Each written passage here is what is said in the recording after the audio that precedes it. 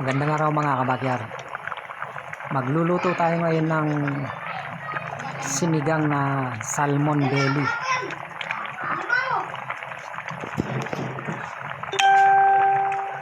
Ito yung mga gagamitin natin. Meron tayong gabi, siling haba, luya. Tapos meron tayong sibuyas, kamatis. Tapos sigarilyas, yung pampaasim natin. Tapos kangkong, pampalasa, at saka yung ating salmon belly.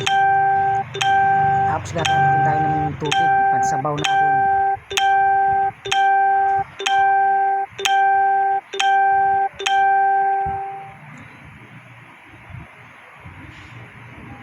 Maggigisa muna tayo mga kabagyar. Gigisa natin yung mga aromatics natin para lumabas ng maigi yung lasa niya. Lagay natin yung luya.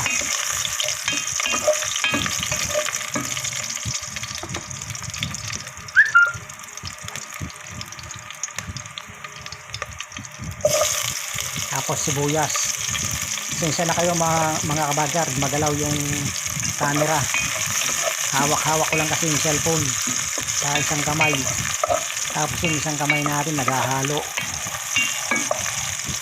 Wala kasi tayong kasama.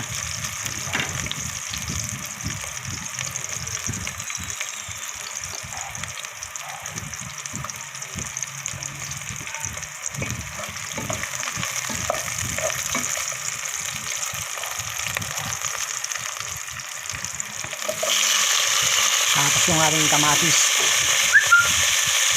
Hintayin lang natin madurog yung ating kamatis.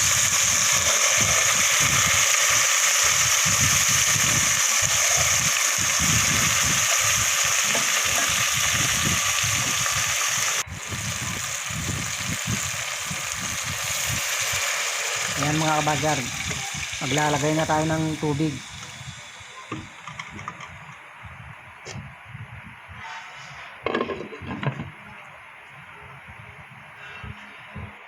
Habang nagpapakulo pala tayo, ilalagay na natin yung ating gabi para lumambot na rin yung ating gabi.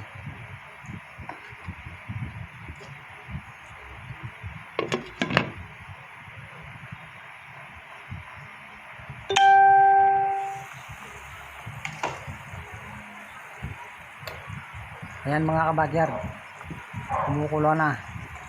Malambot na rin yung ating gabi. Maglalagay na tayo ng asin, pampalasa natin. Tapos yung siling haba. Tapos yung sigarilyas natin.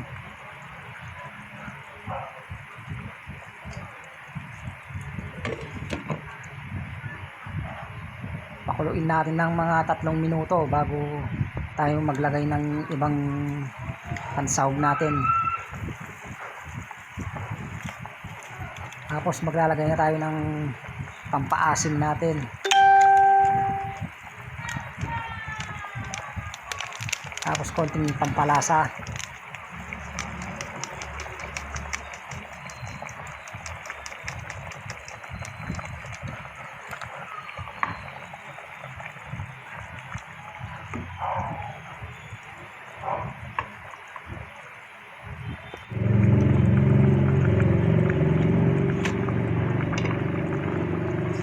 Ilalagay na natin yung kangkong natin mga kabagyar. Lutuin uli natin ng mga 3 minuto yung ating kangkong bago natin ilagay yung ating salmon belly.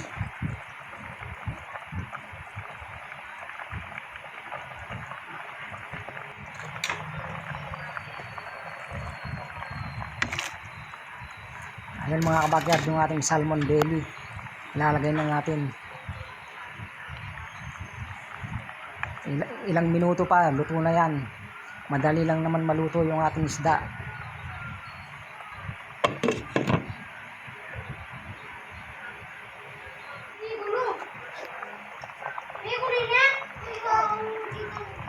Ayan mga kabagyar, luto na po ang ating sinigang na salmon belly. Maraming salamat po sa panonood. Pag-subscribe niyo po ako sa aking YouTube channel, Emmanuel Backyard Farming and Kitchen. Maraming salamat po sa inyong lahat.